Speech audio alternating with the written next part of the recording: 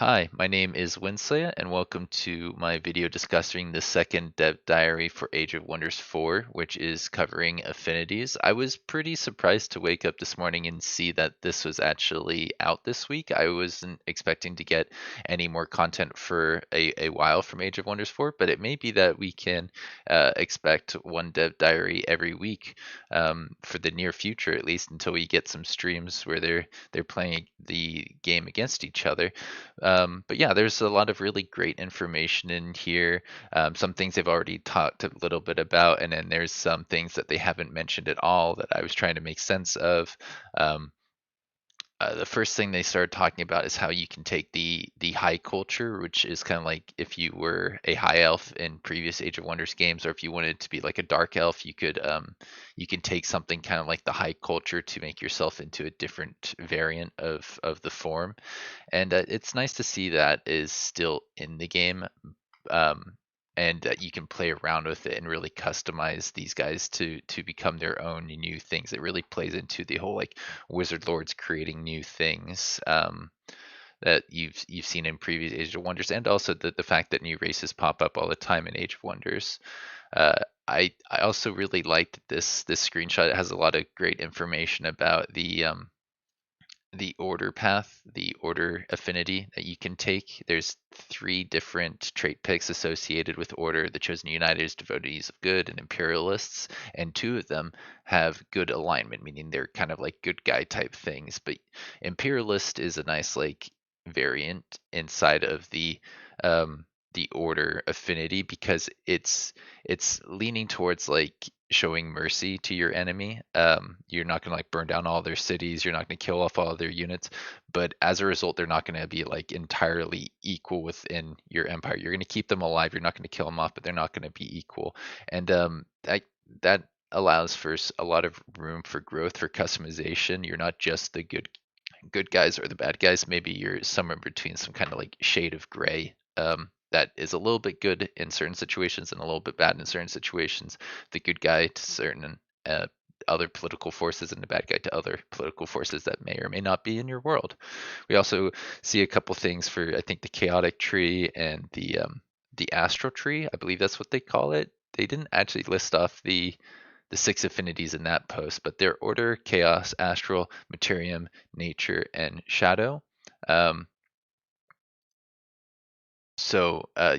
we don't haven't seen all of the traits that are associated, but a lot of these things are likely going to be tweaked over development. The neat thing about the Imperialist start is that they get a very nice boost to their actual city income, which seems like something that could be um, very popular within, I guess, multiplayer communities and single player communities. Just having that extra snowball will really help you get your empire up and running. It's not associated with good guys, so you can take some of the negative alignments along with it and just kind of be a bit of a villain. Or if you want to be a good guy imperialist, I guess that's an option too. Tomes, they've talked a little bit about this, and I'm starting to warm up more to the idea of this because it doesn't seem like there's too many options associated with each tome. I think there's only six with this first tier of faith. And one thing that I was a little confused by was the icons there underneath mending touch, the +5 diamond shape and then the +5 diamond shape after that. I think those are like your operation points and planetfall, or like casting points in previous Age of Wonders games. But I think in previous Age of Wonders, just like the fantasy setting, they were kept underneath one resource. They split them into two things, kind of like they did in planetfall. I think that's really awesome that they decided to do that, because tying them all to one resource means that you can leave yourself with no tactical operations for when you actually get into a fight, and because you spent all on this strategic layer. And that's just like, it's not fun to be caught in that situation. It makes sense that they'd have their own set of points, just for balancing sake. There's this new unit they showed off, the chaplain, which can bless people. I think that just makes them able to do more damage, like maybe plus 10%, 20%. It doesn't actually say how much better it is here, but it sounds interesting. It's a support unit. It's mostly there to heal, but if you need something to do on the turns where it's not healing, it can bless another unit to make them better at stuff. Maybe more than just better doing damage. If they are evasive or get more armor, that's a pretty good skill. Um, we see something in here about how if you're a good guy or you take this order path, you can make your units faithful, reducing upkeep, meaning you can have more people on the map, allowing you to support your empire, your big sprawling empire, maybe a bit more effectively. I mean, having low unit upkeep is just a good thing in general. Um, Mending Touch, I think they may have shown that off in the stream. There was a stream a week ago where they used a operation that ended up costing I think like 35 out of the 20 points. Another thing that I've been noticing here when I look at the unit enchantments is that it has a cost of resource associated with it, and I'm interested to see how that works because it looks like it will slow down your research pretty significantly to put unit enchantments on your unit. So you're gonna have to make a call. What do you want? Do you want to be able to get research to make your late game stuff come online a little bit earlier, or do you want to make your units now better so that you can stay alive until the late game? And that seems like a good trade-off. I mean, I was really a fan of how modding worked in Planetfall, how it cost Cosmite, how you had to wait 2 turns. And I think that this could work a lot better. I'm pretty I'm I'm excited to see how it works. I think it's going to be a lot better than Cosmite. There's some stuff in here about building certain buildings. If your cities are happy enough, then you'll get more bonuses. And I have a feeling that each level of stability will be a little bit harder to achieve than the last one. Kind of like if you're going POS and Planetfall, you needed more food each level to get to the next level. And if you're building relationship with NPC factions, you need more influence to get to the next level. So it may be that like getting to the higher levels isn't worth it, but if you're already going for it, then you're going to get extra bonuses out of this building, so may as well build it. Um, so that's cool. I like that a lot.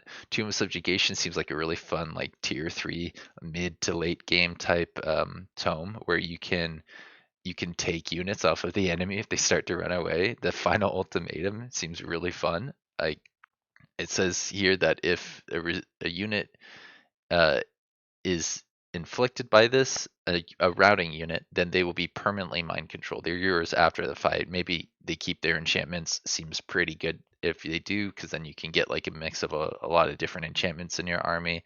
And then if they resist, they're just outright dead. They're just gone. That seems pretty useful. Um, it's interesting. This one also says it has a cost of one. I think that's a research icon there. So I'm not exactly sure how that would work. If maybe after you subjugated a guy and you have to pay upkeep with research. But yeah, that's something that we'll probably hear more about in the near future.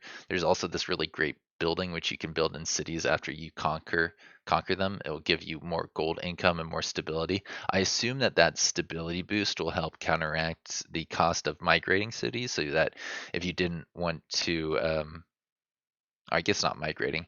There's absorb, migrate, and raise, right?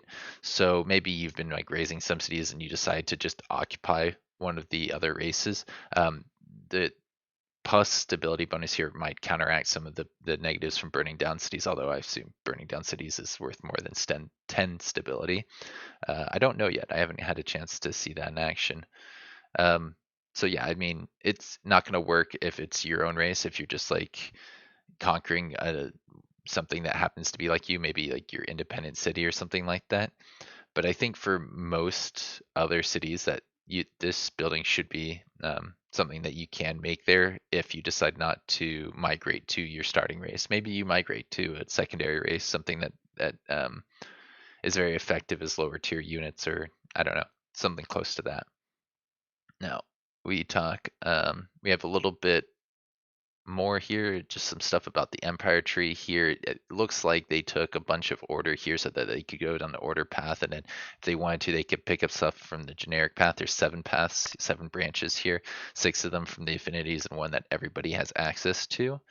And it looks like if you take different things throughout the game, you can start to have access to the other affinities, but right now that they don't. So they've gone really um, they've gone for one type of strategy. They've gone all in on the order play style and nothing else, which may be the way you want to do it. It may be better to have options, or it may be better just to rush towards something that late game. I have a feeling late game may be the way to do it. If you can pull it off, it'll be trickier. But if you're really newer to the game, you'll probably want to balance that a tiny little bit.